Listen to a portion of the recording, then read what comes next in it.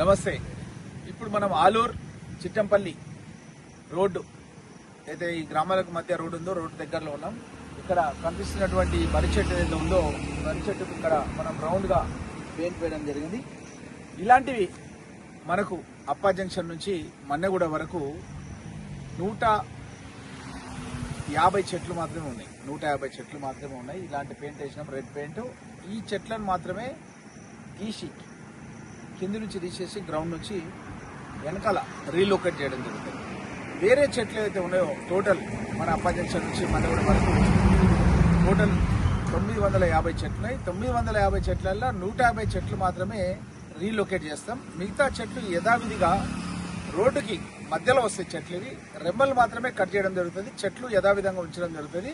రోడ్డుకు అటు సైడు ఇటు సైడు రోడ్డు ఉండి మధ్యలో ఆ మిగతా చెట్లన్నీ కూడా ఉంటాయన్న విషయాన్ని నేను పర్యావరణవేత్తల దృష్టికి తీసుకొచ్చి ఈ రోడ్డు వాళ్ళు గ్రీన్ ట్రిబ్యునల్లో ఏదైతే కేసు వేసారో దాన్ని విత్డ్రా చేయడానికి దానికి సంబంధించిన అధికారులు కూడా నేషనల్ హైవే అథారిటీ నాగేశ్వరరావు గారితో అదేవిధంగా శ్రీనివాసులు రాజు గారు గౌరవ ముఖ్యమంత్రి రేవంత్ రెడ్డి గారికి స్పెషల్ సెక్రటరీగా ఉన్నారు. ముఖ్యమంత్రి గారే తనతో నన్ను మాట్లాడి ఈ సమస్యను పరిష్కారం చేయమని చెప్పడం జరిగింది.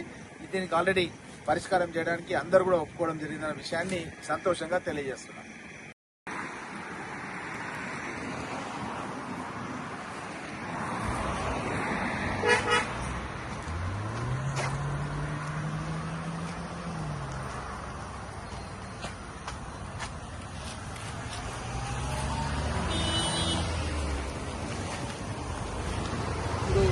కనపడుతున్నటువంటి ఈ మర్రి చెట్టు ఏదైతే ఉందో ఈ మర్రి చెట్టు అనేది యథావిధిగా ఉంచడం జరుగుతుంది.